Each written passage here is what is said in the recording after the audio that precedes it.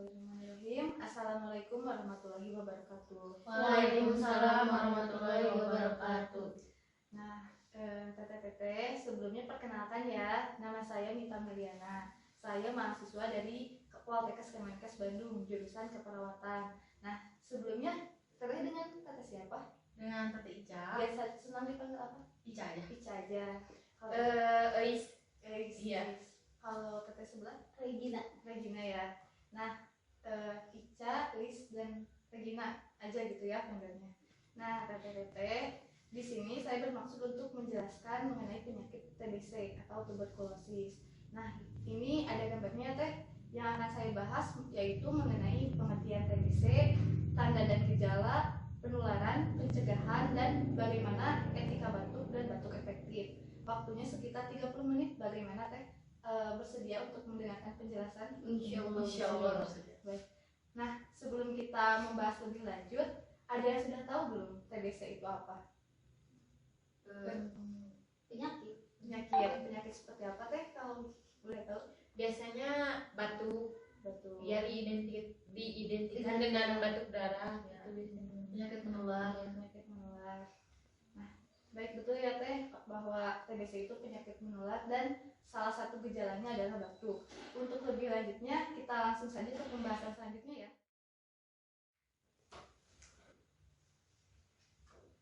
Nah, apa sih TBC itu? Nah, jadi saya akan menjelaskan mengenai pengertian TBC atau tuberkulosis. Kita singkat aja ya biar lebih singkat. Nah, jadi tuberkulosis itu betul merupakan penyakit menular. Nah, kalau TBC itu disebabkan oleh bakteri. Bakterinya yaitu Mycobacterium tuberculosis. Nah, begitu, jadi TBC itu disebabkan oleh bakteri ya. Berbeda dengan kasus yang sedang ngetren gitu, sedang booming, itu kan COVID-19 itu disebabkan oleh virus. Sedangkan TBC itu disebabkan oleh bakteri, itu bedanya. Nah, lalu bakteri ini bisa menyerang ke seluruh tubuh. Kalau biasanya kan TBC itu identik menyerang ke paru-paru saja ya. Padahal TBC itu bisa juga menyerang ke seluruh bagian tubuh. Bagian apa saja yang biasanya terkena? Itu paru-paru tentunya. 90% kasus menyerang paru-paru. Nah, selain itu ada juga organ lain, yaitu seperti mendingan atau selaput otak, lalu ginjal, pada tulang, dan pada nodus limfe atau kelenjar getah bening begitu. Jadi TBC bisa menyerang ke seluruh tubuh ya.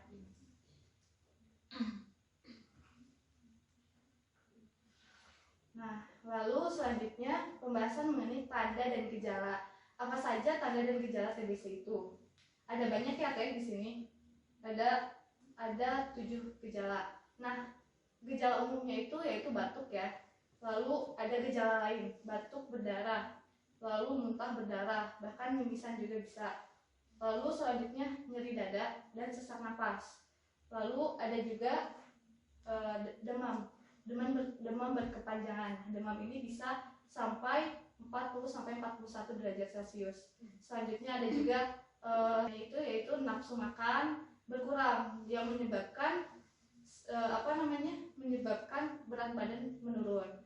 Lalu gejala terakhir yaitu berkeringat di malam hari.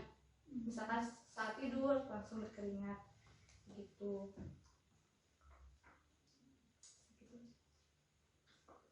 Nah, tadi sudah gejala ya. Selanjutnya mengenai penularan TBC. Bagaimana sih cara penularan TBC itu?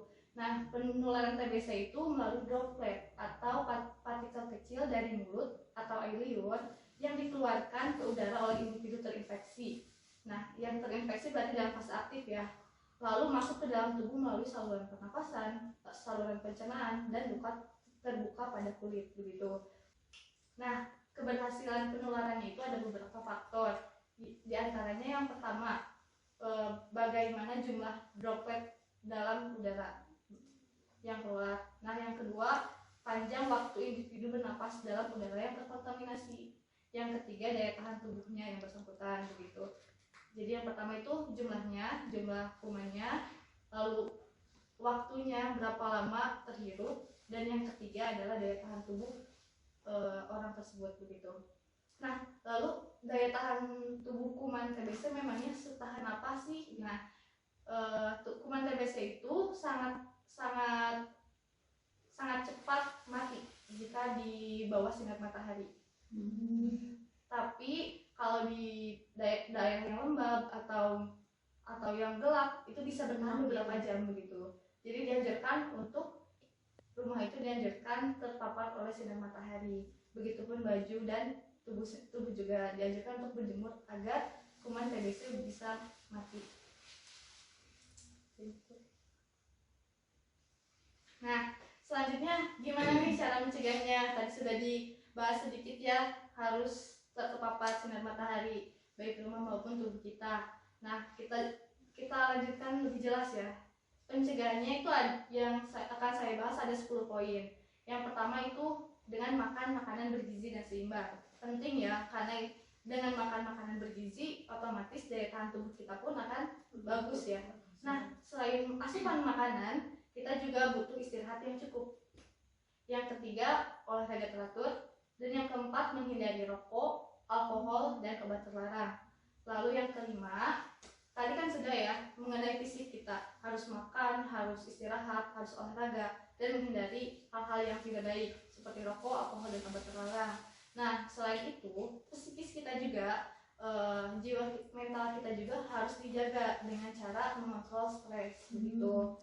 Lalu, nah selain itu dalam kita berperilaku harus melakukan etika batuk. Salah satunya menutup mulut saat batuk, gitu ya. Lalu mencuci tangan jangan lupa dan tidak meludah sembarangan, gitu. Nah, selain itu lingkungan yang sudah disinggung tadi itu pun harus diperhatikan. Jadi harus menjaga lingkungan agar tetap sehat. Seperti apa lingkungan yang sehat? Ya, itu adalah lingkungan yang terpapar oleh sinar matahari dan yang bisa masuk udaranya. Jadi udara tuh ada ventilasi udara di rumah itu lingkungan yang sehat. Dan jangan lupa jaga kebersihan juga ya. Dan yang terakhir adalah melakukan vaksinasi atau imunisasi begitu. Nah, imunisasi untuk penyakit TBC itu biasa dikenal dengan BCG. Nah, biasanya bayi sebelum 3 bulan melakukan imunisasi BCG. Jika saat bayi belum melakukan imunisasi, dianjurkan untuk melakukan imunisasi tersebut, begitu. Nah, selanjutnya saya akan membahas mengenai etika batuk. Tadi sudah disinggung ya, kita saat batuk harus menutup mulut. Nah, jadi etika batuk itu apa? Nah, etika batuk adalah tata cara batuk yang baik dan benar dengan cara menutup hidung dan mulut oleh tisu atau oleh lengan baju.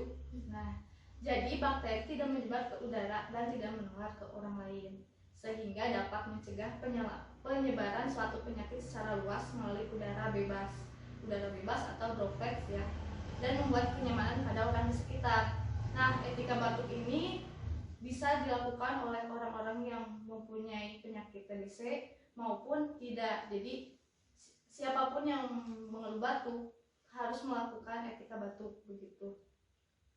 Tidak hanya untuk penyakit TBC saja, seperti untuk mencegah penularan COVID-19 pun kan harus melakukan etika batuk ya. Mau batuk karena alergi atau karena apapun, tetap harus menerapkan etika ini, begitu. Nah, selain etika batuk, saat bersin pun dianjurkan seperti ini, menutup hidung dan mulut. Nah, jadi caranya yang pertama bisa menggunakan masker. Yang kedua, menutup hidung dan mulut dengan lengan dalam baju atau menggunakan tisu. Nah, setelah itu segera buang tisunya. Dan yang terakhir cuci tangan.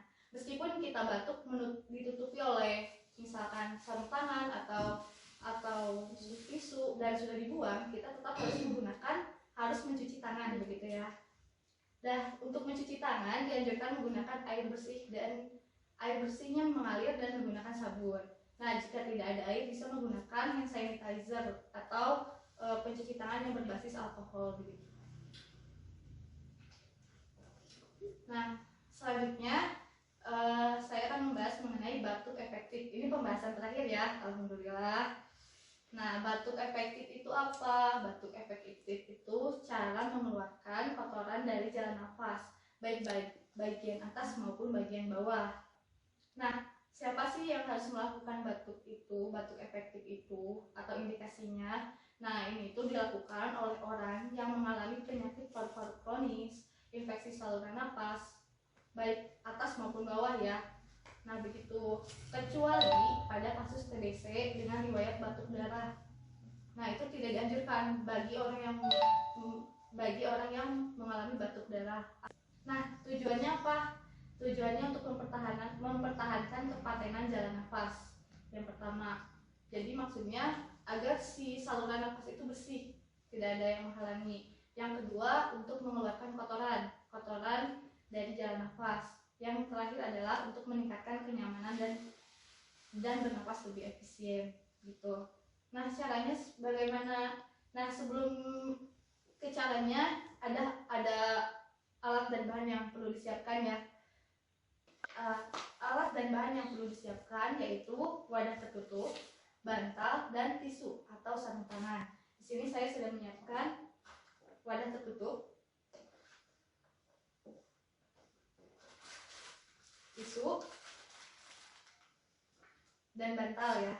Nah, jadi nanti gunanya wadah ini untuk mengeluarkan, kan nanti akan mengeluarkan kotoran ya seperti dahak dan sebagainya, bisa disimpan ke wadah ini lalu dibuang begitu.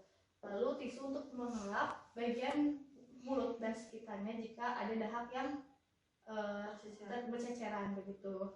Dan ini bantal untuk menekan perut agar tidak sakit gitu. Langkah-langkahnya, pertama, posisikan badan dalam keadaan duduk. Nah, jika tidak bisa duduk, bisa setengah duduk ya, tapi dianjurkan untuk duduk lebih efektif. Baik. Jadi nanti akan melakukan napas dalam. Nah, napas dalam itu menggunakan otot perut atau otot pernapasan lainnya.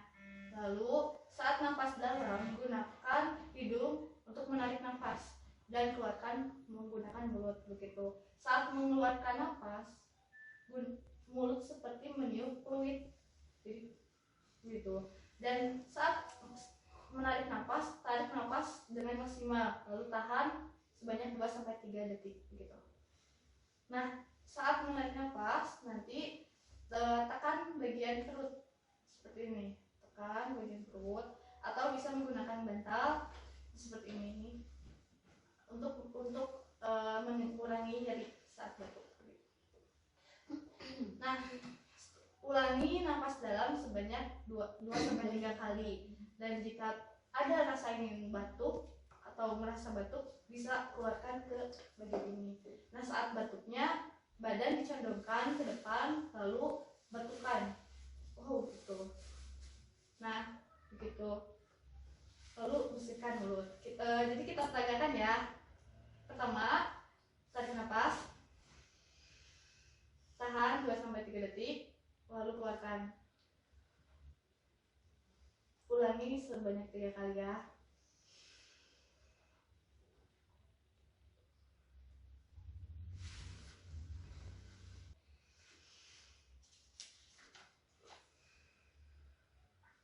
Nah, saat kita menarik nafas, jika terasa ingin batuk, keluarkan itu, lalu langsung tutup, begitu ya.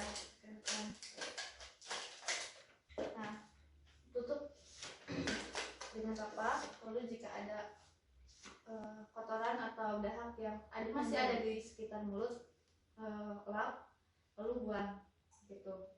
Ini ada tempat sampah ya sebelah sini. Oke.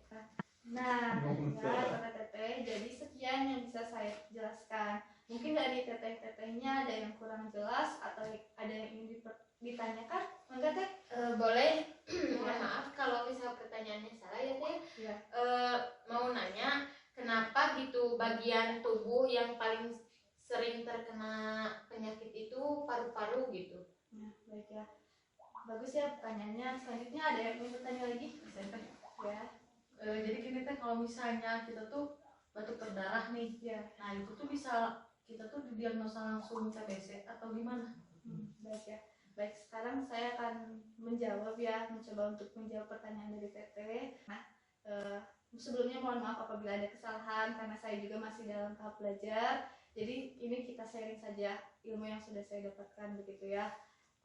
Nah, jadi pertanyaan pertama ya dulu ya yang akan dibahas, kenapa TBC paling sering menyerang paru-paru gitu. Kita kembali ke sifat bakteri ini. Bakteri ini kan aerob ya. Aerob itu berarti menyukai oksigen gitu. Dan seperti yang tadi sudah dibahas, daya tahan TBC itu kan lebih bertahan di udara lembab dan gelap gitu ya. Nah, karena sifatnya itu yang aerob menyukai oksigen, sehingga saat kuman TB itu masuk ke tubuh kita, otomatis mereka akan mencari oksigen kan, mencari yang banyak oksigen. Kan di tubuh kita itu pusat oksigen paru-paru, otomatis kebanyakan ya ini. Kebanyakan TB paru hinggap di paru-paru, apalagi untuk paru-paru yang tidak sehat atau tidak kuat lah imunnya begitu. Pasti saat terkena akan sangat beresiko tinggi terkena TBC gitu. Bagaimana Teh? Apa cukup jelas? Cukup jelas Teh. Ya. Nah, selanjutnya pertanyaan kedua ya Teh. Nah, tadi pertanyaannya ya, kalau misalnya mempunyai gejala batuk darah, apakah itu TBC? Nah, itu belum tentu. Kenapa? Nah, itu tidak bisa langsung, oh dia mah diagnosanya TBC, tidak bisa. Karena yang berwenang mendiagnosa itu dokter begitu. Jadi kita tidak boleh langsung, oh aku diagnosa, aku TBC, nggak bisa kayak gitu. Karena kan itu baru tanda gejala saja gitu kan. Ada uji-uji itu yang harus dilalui. Dan yang batuk darah itu bukan hanya penyakit TB, ada juga penyakit lainnya. Jadi kita harus melihat dulu tanda gejala lainnya. Dan lihat tanda gejalanya berarti kan di fisik kita ya, baik yang terlihat maupun yang terasa oleh pasiennya. Selain itu butuh juga pemeriksaan penunjang seperti cek dahak, lalu cek X-ray atau rongsen. Nah, dari sana baru kita bisa melihat adakah kuman TB, atau oh ternyata ini nggak ada kuman TB, oh ternyata ini adanya kuman apa gitu. Nah, dari sana akan terlihat. Selain tanda dan gejala yang terlihat dan terasa, itu pun perlu data penunjang gitu ya, pemeriksaan lebih lanjut begitu. Nah, dari sana baru bisa disimpulkan apakah dia mempunyai penyakit TB atau bukan gitu. Jadi kalau misalkan punya gejala yang sudah dibahas, alangkah lebih baik kita memeriksakan dulu ke fasilitas kesehatan agar ditindaklanjuti begitu, sehingga pengobatannya pun gak akan salah gitu kalau sudah diperiksa lebih cepat teratasi akan lebih cepat terobati gitu. Jadi kesimpulannya tadi sudah dijelaskan 6 materi mengenai pengertian TBC itu apa, lalu tanda gejalanya seperti apa, penularannya seperti apa, pencegahannya seperti apa, dan tadi juga sudah didemonstrasikan bagaimana etika batuk dan cara batuk efektif. Begitu. Saya akan coba mengulas. Coba ada yang masih ingat nggak pengertian TBC itu apa? Izin menjawab Teteh Ica ya? Iya. Tapi Kalau salah mohon dimaklum ya. Iya. Kalau tadi yang saya tangkap itu TBC itu merupakan penyakit yang disebabkan dari bakteri yang sangat kecil, lalu menularnya itu tidak hanya paru-paru tapi bisa ke seluruh organ, bisa ke selaput otak, terus Mendingan betul. dan lain-lain, tapi 90% itu terjadinya pada paru-paru. Betul. Bagus ya, berarti sudah tertangkap ya apa itu TBC. Lalu tanda dan gejalanya apa saja ya? Coba ada yang masih ingat tanda gejala TBC? Kalau tanda dan gejalanya itu pertama itu batuk, ya, batuk berdarah, terus keringat di napas. malam hari, Ya, sesak napas, betul. kurangnya nafsu makan, Ya. keringat di malam hari, Betul ya. Itu tinggi badan, berat badan berkurang Ya. demam 40 sampai 41. Ya, betul ya. Jadi betul ya, tanda gejalanya batuk. Terus batuk berdarah, muntah berdarah, lalu hidung berdarah juga bisa begitu. Terus berdemam betul, karena ini infeksi jadi pasti akan ada kenaikan suhu tubuh begitu. Dan yang sudah disebutkan saat itu juga sesak nafas dan nyeri dada begitu. Nah, lanjut ya, coba kalau penularannya bagaimana? Ada yang masih ingat penularan TBC seperti apa? Kalau penularannya itu penularannya itu bisa melalui udara karena bakterinya sangat kecil, jadi melalui udara, terus bisa lewat luka, bekas luka, terus sama Air liur.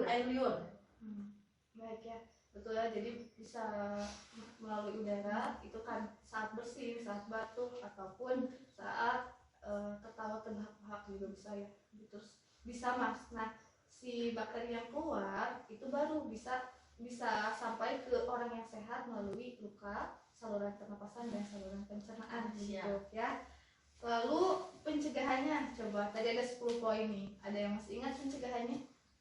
Cara mencegah TBC, pencegahan teteh. Jangan mau beli. Kalau pencegahannya nih, tapi berapa ya? Benar. Pencegahannya itu bisa ya.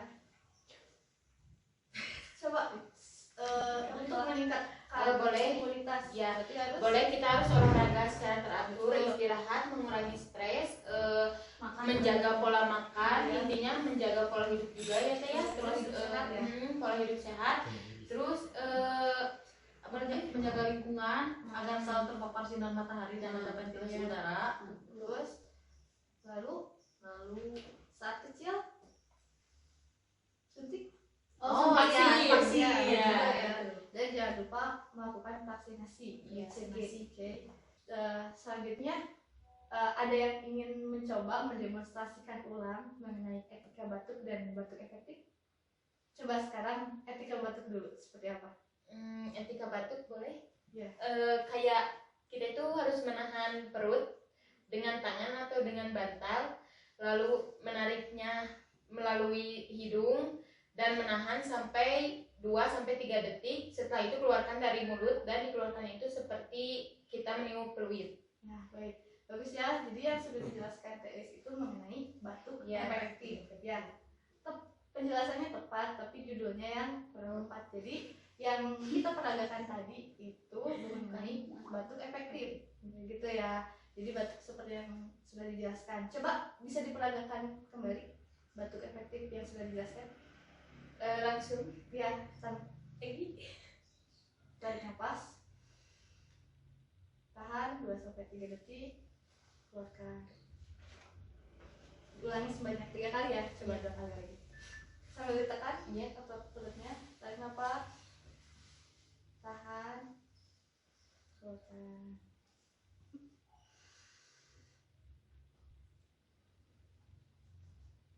Nah, bagus ya. Begitu cara napas dalamnya dengan menekan perut, lalu tarik nafas menggunakan hidung dan keluarkan menggunakan mulut. Jangan lupa ditahan. Itu diulangi 3 kali. Nah, lalu coba praktekkan bagaimana cara membuang dahak yang keluar.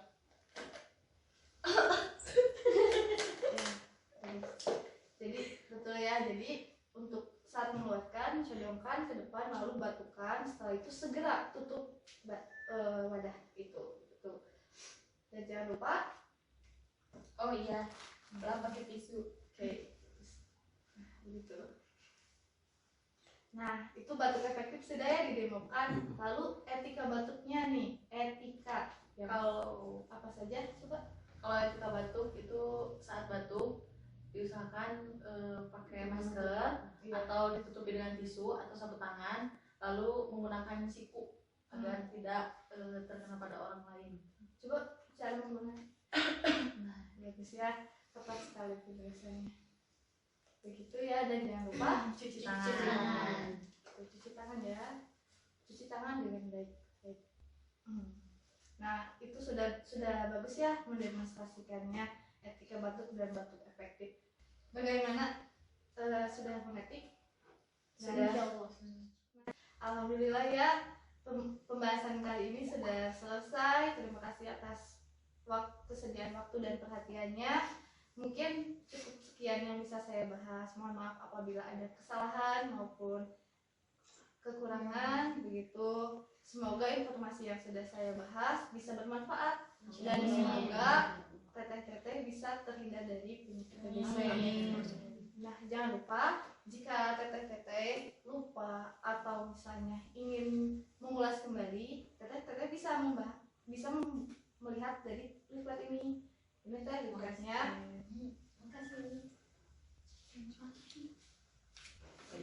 Jadi lipat ini terdiri dari pembahasan yang sudah kita bahas, mulai dari pengertiannya, tanda gejalanya, cara penularannya, batuk efektifnya, dan cara mencegahnya.